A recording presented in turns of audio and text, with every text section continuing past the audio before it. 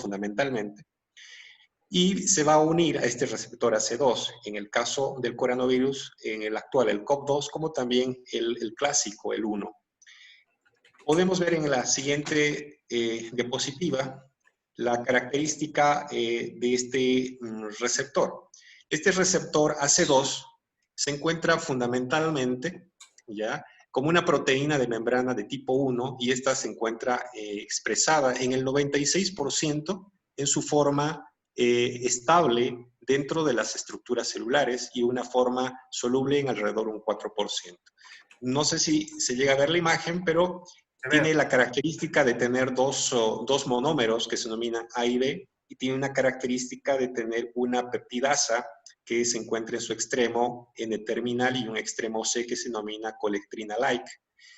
Tiene una porción que corresponde a un cuello que va a permitir su unión con una porción de transmembrana y una porción citoplasmática.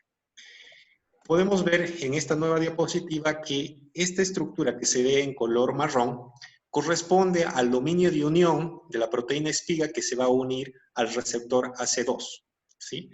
Y la característica, ¿cuál es? Va a tener 3 puntos de unión. Uno va a corresponder a los extremos de la zona N-terminal y C-terminal de este receptor de la proteína espiga, que como ustedes observan, tiene una imagen a manera de puente que se va a unir a la estructura de la hélice alfa 1 del receptor AC2.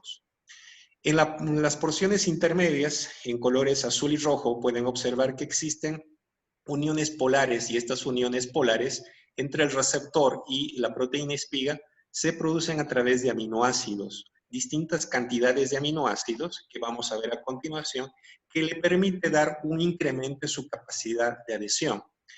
Estos aminoácidos, en el caso del receptor AC2, están codificados genéticamente, lo cual va a permitir que exista una variabilidad de estos aminoácidos, lo cual va a condicionar a una mayor o menor afinidad, ¿sí?, por el virus a estos receptores AC2. Entonces podemos observar que tanto las unidades S1 y S2 de la proteína espiga tienen una conformación enzimática que va a permitir una capacidad de unión al receptor AC2, que cuando vemos en el caso del coronavirus tipo 2, este va a tener una mayor capacidad de unión hacia los receptores de la enzima convertidora de angiotensina. Lo cual esto indica de que existe una capacidad de mayor adhesión por parte del virus a estos receptores, que también va a estar determinada genéticamente. Y esto pues lo veremos en los próximos años si hay algunas poblaciones que tengan mayor riesgo de tener la infección por coronavirus. ¿Cuál es la implicancia en la expresión del receptor AC2 en las células? Fíjense que el receptor AC2 de la enzima convertidora de angiotensina tiene una particularidad de unirse al receptor AT1 de angiotensina 2. Este receptor AT1 lo que le genera es una estabilidad del receptor. Cualquier condición que genere un incremento de la angiotensina 2, como vienen a ser generalmente las neumonías virales, esta angiotensina 2 se va a unir al receptor AT1, generando una inestabilidad en el receptor AC2, generando su internalización dentro de la célula y su degradación posterior. Podemos ver que las condiciones que incrementan los niveles de angiotensina 2 también van a generar un incremento en la expresión de la proteína ADAMS17, que lo que va a generar es un corte en la zona de anclaje del receptor AC2, permitiendo su forma soluble, y esta forma soluble actuaría como señuelo para el virus, en este caso COP2. Es muy importante entender en esta diapositiva que la infección de COP2, como ya hemos dicho, se va a unir al receptor AC2 de las células, en este caso huésped, y se va a generar la internalización al interior de la célula de este receptor AC2, lo cual generaría niveles incrementados de angiotensina 2, porque obviamente la función del receptor AC2 es convertir la angiotensina 2 en una forma degradada, que es la angiotensina 1,7. Estos incrementos de la angiotensina 2 van a generar de que se unan a los receptores AT1, y obviamente la angiotensina 2 va a ser convertida en aldosterona, que va a tener una implicancia e incrementar la reabsorción de sodio. También se ha visto que los niveles incrementados de angiotensina 2 van a generar una estimulación en los núcleos supraóptico y paraventricular a nivel del hipotálamo, liberando ADH y estimulando la reabsorción de agua. Como ustedes observan, estos incrementos de angiotensina 2 van a generar un mecanismo vasoconstrictor, va a generar una respuesta inflamatoria, la liberación de radicales libres, como también eventos que van a estimular la apoptosis.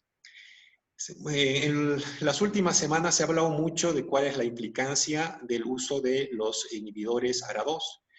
Podemos ver de que en este caso los ARA2 van a bloquear la unión de la angiotensina 2 con el receptor AT1 y de esta manera también se incrementaría la actividad del receptor AC2, lo cual generaría una degradación de la angiotensina 2 a su forma reducida, que es la angiotensina 1,7.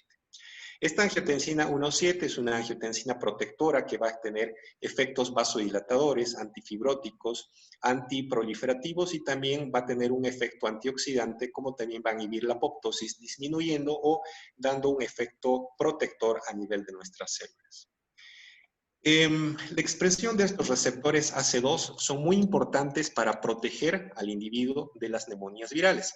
Acá podemos ver que este es un trabajo experimental en ratas donde se inoculan el virus sincitial respiratorio de dos maneras, una forma salvaje y una forma menos agresiva, y vemos de que las infecciones virales condicionan a incrementos de la angiotensina 2, como también a una disminución de la expresión de estos receptores AC2.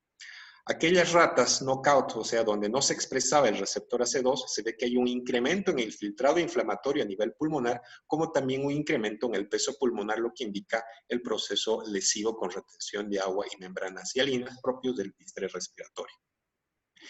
Vemos de que en este grupo de ratas que también no tenían expresión del receptor AC2, en los cuales se administraba una proteína recombinante de angiotensina o bien en otro grupo los sartán como bloqueante del receptor AT1, se vio de que estas ratas presentaban menor expresión en cuanto a este receptor, pero condicionaban esta proteína recombinante al tener menor peso pulmonar, lo que indicaba que tiene un factor protector.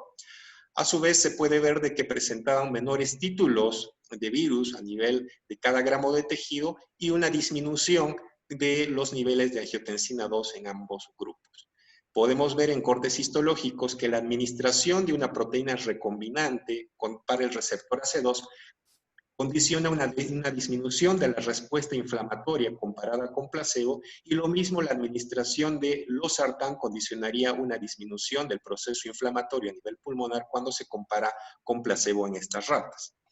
Vemos también otro trabajo experimental que en aquellas ratas donde eran knockout para el receptor AC2, que fueron infectadas con virus H7N9, presentaban un mayor infiltrado pulmonar, un mayor incremento en el peso de los pulmones, una mayor replicación viral y un mayor título de virus por gramo de tejido.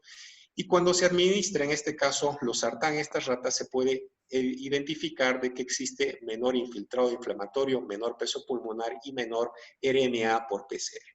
Entonces podemos observar de que el bloqueo de los receptores AT1 en las neumonías virales disminuiría el infiltrado inflamatorio comparada con placebo.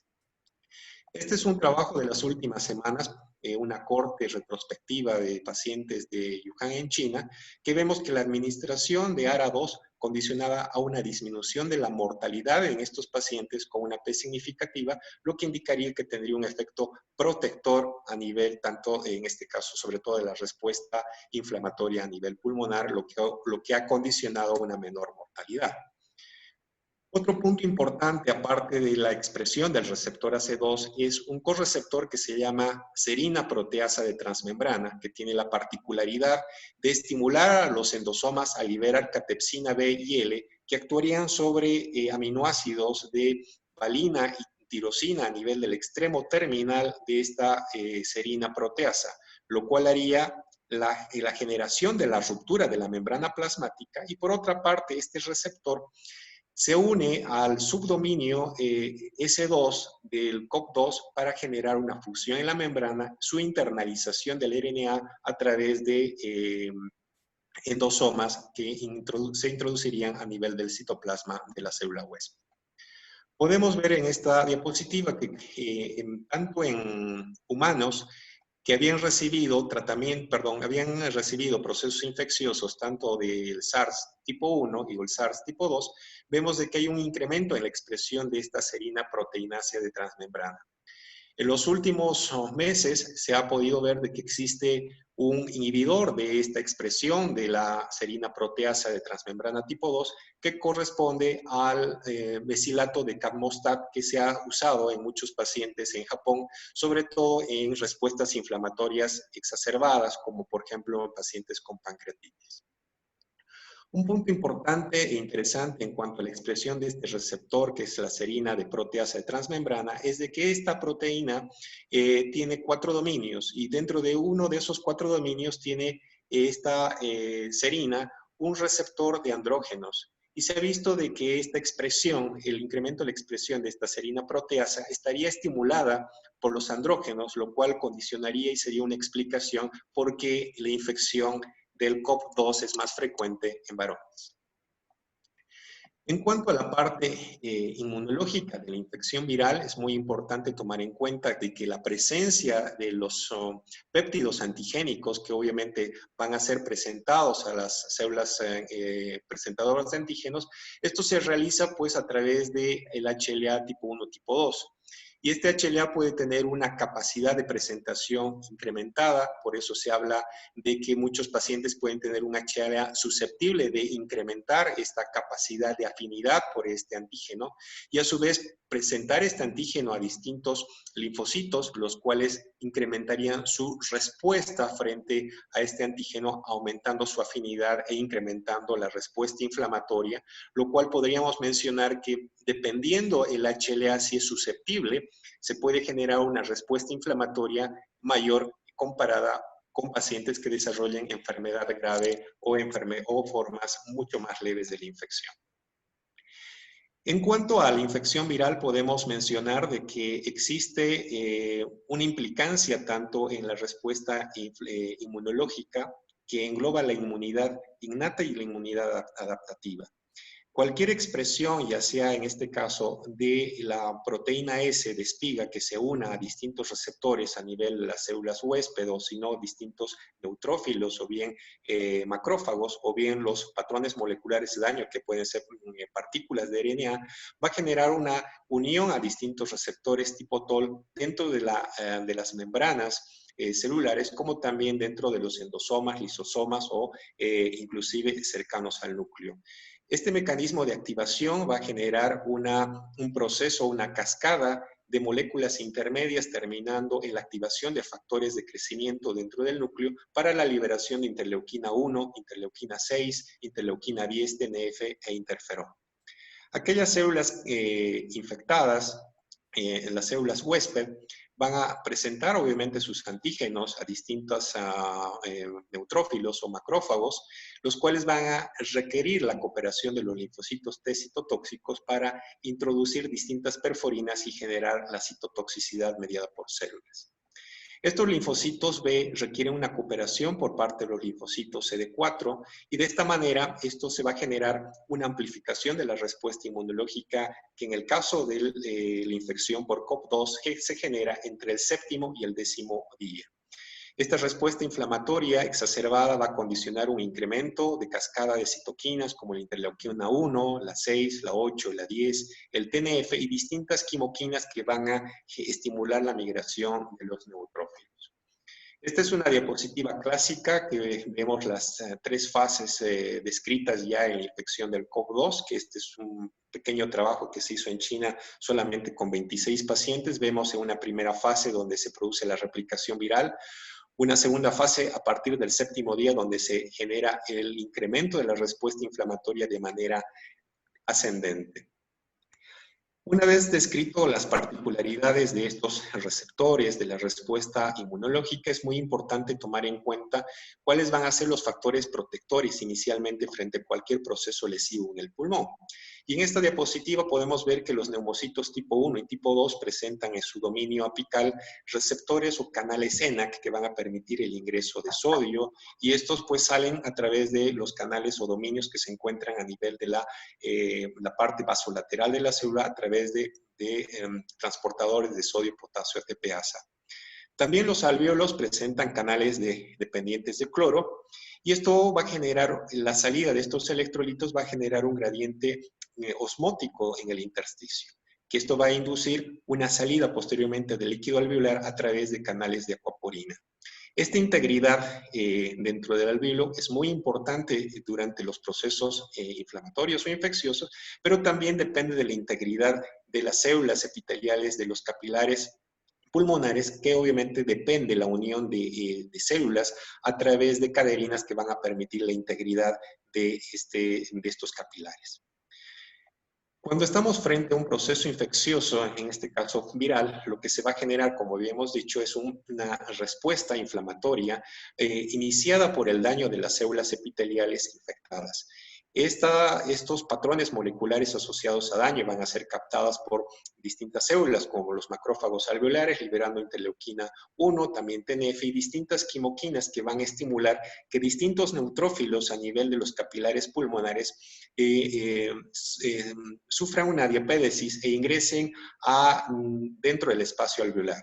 Dentro del espacio alveolar, estos neutrófilos van a amplificar la respuesta inmunológica, generando un proceso lesivo nuevamente en la pared del epitelio, como también una alteración en todos estos mecanismos de aclaramiento alveolar, vale decir, los receptores o canales que permiten la salida de electrolitos y agua, y de esta manera se va a generar la acumulación de líquido, y los macrófagos van a diferenciarse en distintos tipos de células, como fibroblastos, generando una respuesta inflamatoria, digamos, compensadora, formando membranas hialinas, características del distrés respiratorio. ¿Sí? Podemos ver de que este mecanismo de limpieza o clearance alveolar va a estar alterado por el proceso inflamatorio, por la hipoxia, por la hipercapnia, y esto se va a alterar no solamente por estos procesos, sino también inclusive por los incrementos de los volúmenes, volumen corriente dentro de lo que se refiere a la ventilación mecánica, y también el incremento de las presiones en la vía aérea.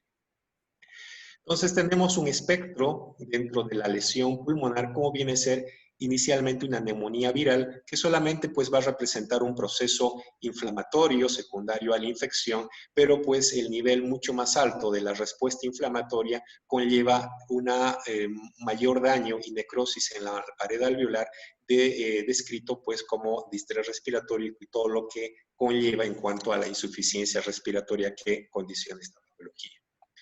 Ya hace por lo menos 8 años se menciona que existen distintos tipos de distrés respiratorio, y sobre todo pues en relación a este proceso infeccioso secundario al coronavirus podemos ver dos tipos de fenotipos. El fenotipo low, que se caracteriza por una disminución de interleuquinas 6 y 8 y TNF, en comparación al tipo high, donde estas citoquinas se encuentran incrementadas y tiene una característica fundamental que es la acidosis asociada a un bicarbonato bajo. Y podemos ver características muy diferentes en cuanto a los patrones tomográficos, siendo un infiltrado inflamatorio muy importante en el tipo high, que corresponde al fenotipo más agresivo del distrés respiratorio. Como habíamos mencionado, la infección viral condiciona una respuesta inflamatoria desregulada, donde no tiene medida, y esto genera una amplificación constante de la liberación de citoquinas. Y es el desencadenamiento después de este proceso inflamatorio no frenado, como una expresión de mal pronóstico, el síndrome hemofagocítico.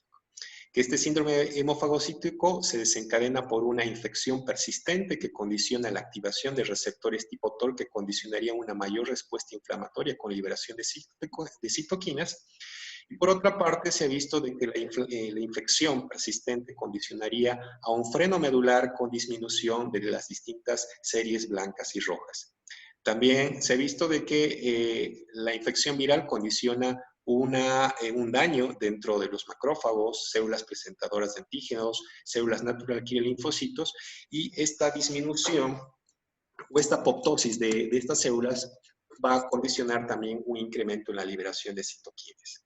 Otro punto importante es de que distintas células infectadas sufren una inhibición de su apoptosis. Al disminuir la infección de la apoptosis se amplifica la respuesta inmunológica y se ha visto que esta amplificación de la respuesta inmunológica termina con un incremento considerable de lo que es la interleuquina 6 y 10, que serían las causantes de toda la tormenta inflamatoria que conocemos.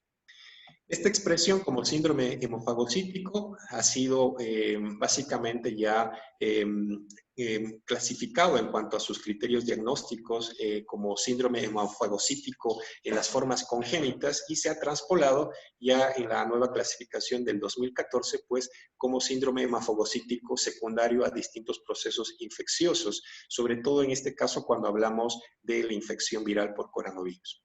Este es un score que se ha realizado para determinar la severidad de la enfermedad por coronavirus, que toma en cuenta criterios como vienen a ser la fiebre, organomegalia, las citopenias que habíamos mencionado, e incrementos tanto en los triglicéridos, fibrinógeno, ferritina, incremento también en las enzimas en este caso hepáticas, pero sobre todo el factor más importante para llegar al diagnóstico es la hemofagocitosis, que se puede determinar a través de un frotis de sangre periférica, mejor si es una punción de médula, y también se describe que pues, puede observarse estos hemofagocitos dentro de las biopsias de ganglio.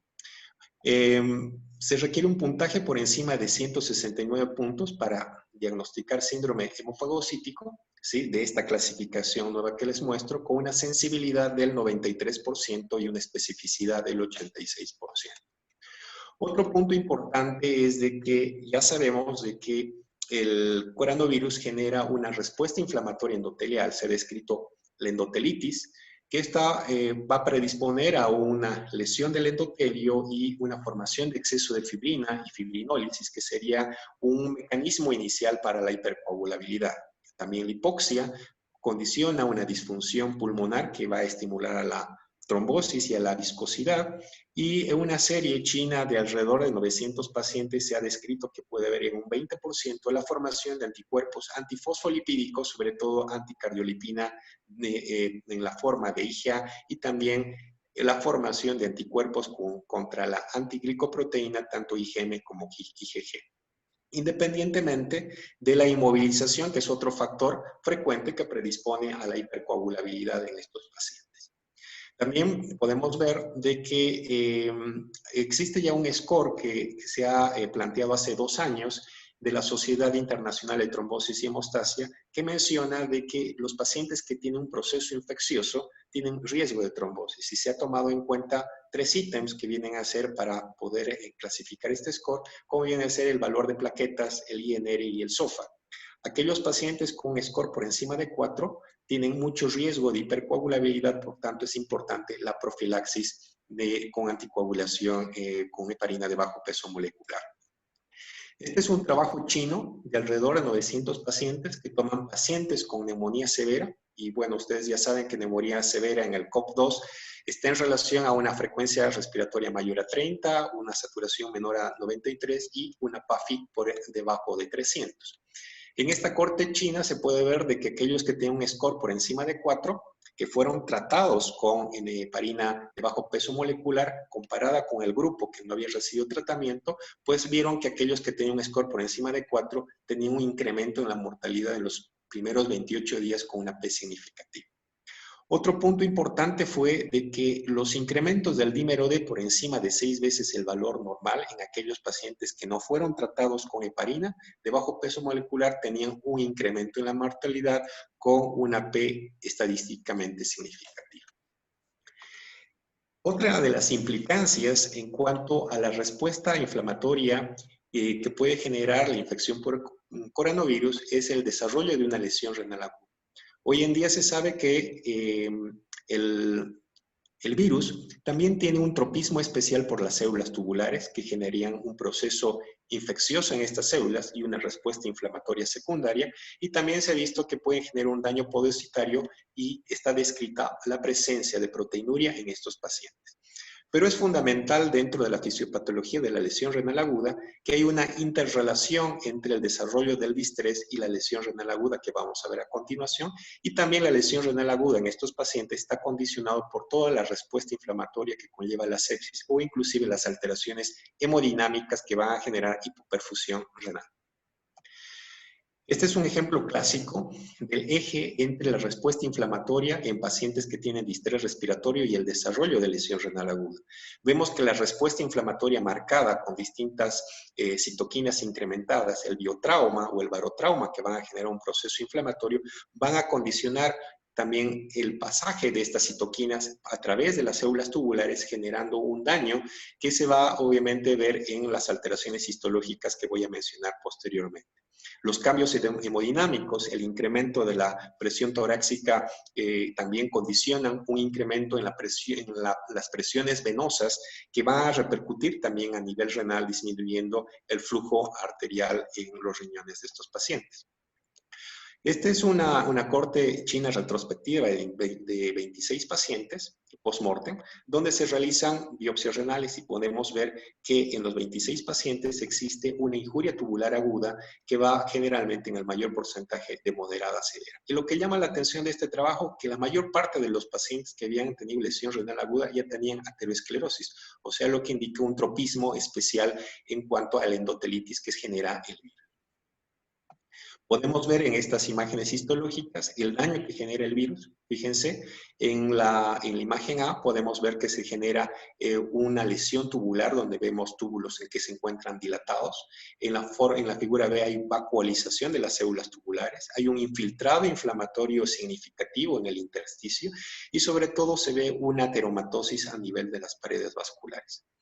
En la microscopía electrónica podemos ver la invasión de estos virus en las células tubulares que nos grafica que este virus tiene un tropismo especial por las células tubulares, generando también un proceso inflamatorio e inmunológico posterior. Bueno, de manera resumida, después de haber corrido en tratar de explicar esta intrincada red de mecanismos fisiopatológicos, lo más importante es saber de que la severidad del proceso inflamatorio que genera el virus está mediado por el incremento de la expresión de los receptores de enzima convertidora de angiotensina 2 y la expresión de la serina proteasa de transmembrana. Es importante tomar en cuenta que la respuesta inmunológica va a intervenir dependiendo los polimorfismos de mayor capacidad de presentación y de avidez por esos antígenos, condicionando una respuesta inmunológica mayor en estos individuos que tienen HLA más susceptible. Y otro punto importante es de que esta tormenta de citoquinas no solo se limita a los pulmones, tomar en cuenta que genera un compromiso hematológico, un compromiso renal, como ayer se había visto, también tiene un tropismo especial por las células de los miocardiocitos generando miocarditis. Y algo muy importante que va a disminuir la mortalidad en estos pacientes es la profilaxis antitrombótica. Perfecto, doctor. Muchas gracias, doctor. Si hay preguntas, dudas, disculpen que haya corrido, pero no había otra manera. Tranquilo, doctor. Yo lo felicito por esta estupenda presentación y realmente hemos quedado bastante satisfechos y a la vez boquiabiertos porque nos está dando más luces de poder ver por dónde realmente viene el daño. Me gustaría que asociemos entonces esto que usted menciona de los polimorfismos HLA con susceptibilidad genética. Eso significa de que no todas las personas, y en todo caso sería algo dependiente genéticamente, tendrían mayor o menor respuesta inmunológica. Sí. Y eso, la pregunta que le hago es si habría alguna forma de predecir esta situación. Me refiero a poder clasificar después en algún tipo de fenotipo y no sé si ha leído algo al respecto, doctor, y empezar ya tempranamente con alguna terapia, digamos. Sí, mire, básicamente hay que tomar dos puntos en consideración. De que la mayor predisposición de desarrollar una infección está primero determinada porque hay distintos individuos que pueden tener mayor incremento en la expresión, inicialmente de los receptores AC2, como también de la serina proteasa de transmembrana, que es un correceptor del AC2, que esto genera una variabilidad entre individuo y individuo, y yo creo que en los próximos meses o años vamos a ver qué tipo, en este caso de fenotipo, ya puede condicionar a un incremento en la expresión de estos receptores. Ese es un punto. El otro punto es que sí existe una variabilidad del HLA dependiendo, digamos, el polimorfismo, y esto va a condicionar que ciertos, obviamente, individuos con un HLA que predisponga esa capacidad de presentar antígenos con facilidad, y aquellos HLAs de los linfocitos T van a generar una capacidad de tener mayor avidez por recepcionar estos linfocitos, desencadenando una respuesta inflamatoria amplificada. Esto nos va a permitir tener ciertos patrones de HLA que sean más susceptibles que otros, que esto obviamente pues explicaría de una manera parcial la probabilidad de tener mayor riesgo de infección, que esto lo vemos, que hay individuos que tienen infecciones leves y otros individuos que tienen infecciones obviamente muy severas, ¿no? Y otro punto importante está en relación a que el receptor AC2 tiene una variabilidad genética impresionante, porque se ha visto que hay individuos de que pueden que no expresen el AC2 y que también tienen un incremento en su respuesta inflamatoria, y esto está básicamente relacionado a la mayor expresión del correceptor. Hoy en día se ha visto de que la expresión del correceptor, o sea, la serina proteasa, es más importante que el receptor AC2, y se ha visto formas mucho más severas de pacientes que tienen mayor expresión, en este caso del receptor de serina proteasa. Entonces, considero de que la parte molecular en cuanto a la explicación de la fisiopatología va a ser fundamental, y hoy en día creo que la mayor parte está dirigida a la formación de anticuerpos contra el receptor de enzima convertidora de angiotensina, como también de su correceptor. Doctor, cuando conversábamos en el hospital aquella vez que decidimos hacer esta actividad, usted me dijo de que en nuestro medio podríamos utilizar la colchicina. ¿Me podría explicar cuál sería el mecanismo de acción? ¿En qué lugar podríamos Sí, ayudar este fármaco que está ampliamente distribuido y podría sernos útil? sí. Sí, doctor, correcto. Hay un tema muy importante, ¿no? Que después de la replicación viral, eh, la alteración, digamos, inflamatoria más importante es la que se genera después del séptimo día, donde se ha generado esta respuesta inmunológica desregulada.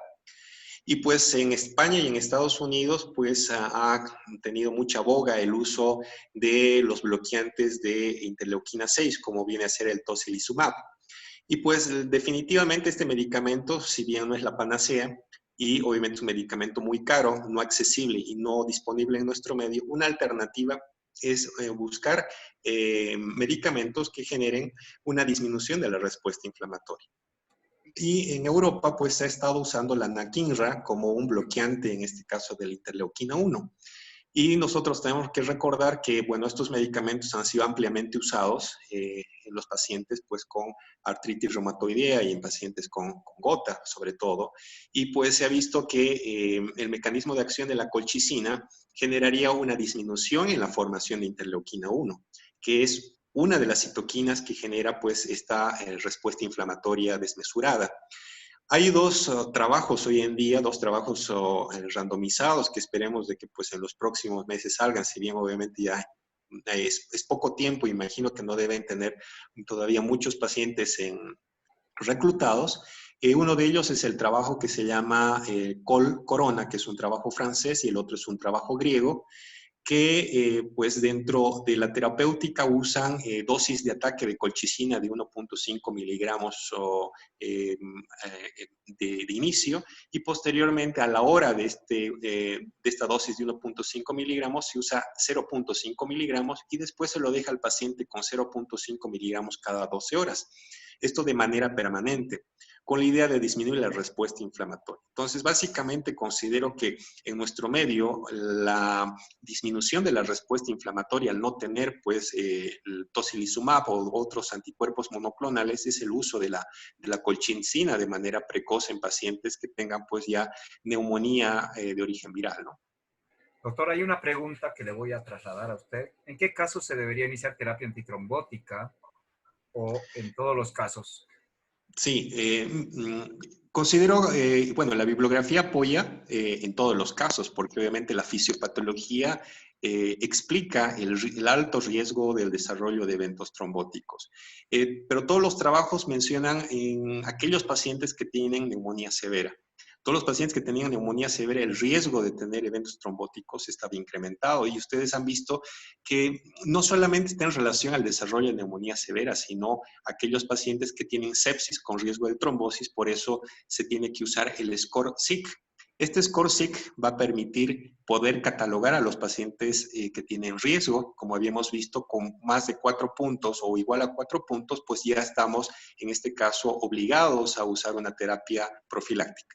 Profiláctica, no anticoagulante total. Esto es profiláctico, ¿no? Obviamente el tema de anticoagulación, sobre todo, pues está indicado en los pacientes con neumonía severa, ¿no? Sí.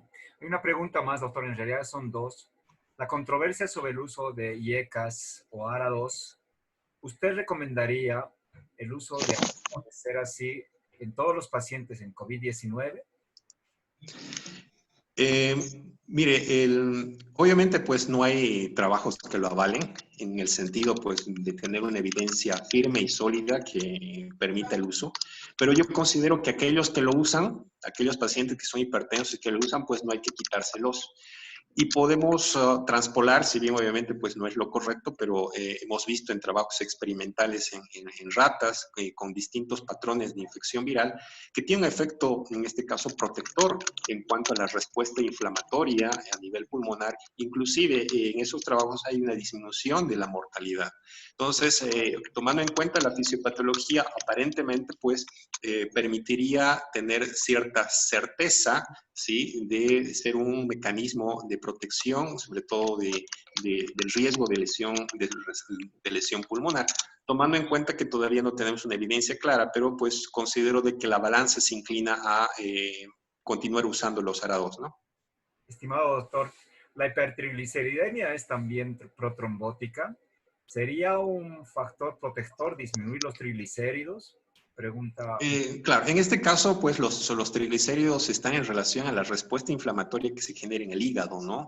Entonces, existe un incremento en la producción hepática de los triglicéridos y pues esto, sí, yo considero que sí condicionaría un evento, pero no a corto plazo, doctor. Esto hablaríamos pues de eventos cardiovasculares secundarios al depósito, obviamente, de los lípidos, pero no a corto plazo. Esto está más en relación, como habíamos visto, pues a la hipercoagulabilidad, ¿no?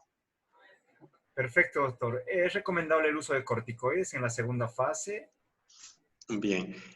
Hay un tema muy interesante porque pues no hay trabajos que lo avalen 100% en el sentido de que el uso de corticoides en la infección por coronavirus pues inclusive ha estado muy discutida y en algunos no ha sido recomendada. Ejemplo, si uno revisa algunas guías de Europa, sobre todo de España, algunos mencionan el uso de corticoides después del 7º día en aquellos pacientes que se encuentran afebriles durante 72 horas. Ahora, un punto importante a favor de los corticoides es que sí, en el distrés va a disminuir la respuesta inflamatoria. Y otro punto importante, si ustedes recuerdan la diapositiva donde yo mostraba la forma de aclaramiento alveolar, los mecanismos de protección, hay unos receptores que se llaman ENaC. Estos receptores ENaC pues son sensibles a mineralocorticoides y glucocorticoides. Entonces, si bien obviamente no tengo trabajos que obviamente lo avalen o lo confirmen, estos receptores ENaC pues sí serían sensibles a los esteroides y generarían de esta manera una salida de electrolitos que permitiría también una limpieza del líquido alveolar. Pero pues esto solamente es teórico, ¿no? No hay nada que lo confirme. Pero los corticoides se podrían usar después del 7º día por disminuir la respuesta inflamatoria, pero como le digo, pues no hay ningún trabajo sólido que así pues lo confirme, ¿no? La doctora Ugarte ha levantado la mano. Le voy a reiniciar el audio por si quiere comentarnos algo. Doctora, por favor. Le reinicié el audio. Bueno, Doctor. Por favor. Buenas noches, doctor. Buenas noches, doctor. Bueno, Buenas. yo quería comentar que sí tenemos tocilizumab en Bolivia. Lo Ya. usamos para la artritis idiopática juvenil y para la artritis reumatoide y algunas vasculitis primarias. Lo que no tenemos en forma irrisoria, esto es la colchicina. Esto ingresa de manera de contrabando a nuestro país. Ahí estamos, una dificultad, doctor. Y muchas gracias por su brillante exposición. Ustedes, yo sé que hay dos formas de presentación del tocilizumab, tanto vía oral como en este caso en ampollas endovenosas. No sé cuál es la presentación que ustedes tienen en el medio. Creo que es vía oral, ¿verdad? No, tenemos dos presentaciones, la subcutánea y la vía endovenosa. En el Claro. caso de estos pacientes con COVID-19 tendríamos que utilizar la endovenosa a 8 miligramos kilo. Correcto. Dependiendo del peso del paciente, un vial viene de 400 miligramos y hay viales de 100 miligramos de presentación. Y cuesta Obviamente, $2,000. claro. La limitante para nuestro medio va a ser justamente los costos, ¿no? Así es, doctor. Uh-huh. Bien. Muchas Perfecto. gracias, doctor. A usted, doctora.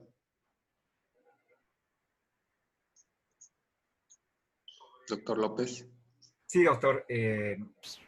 Yo no estoy viendo ahora ninguna pregunta más y realmente estoy satisfecho por su presentación y no me arrepiento de haberlo invitado porque cada vez que nos colabora en nuestra sociedad es siempre para aportar.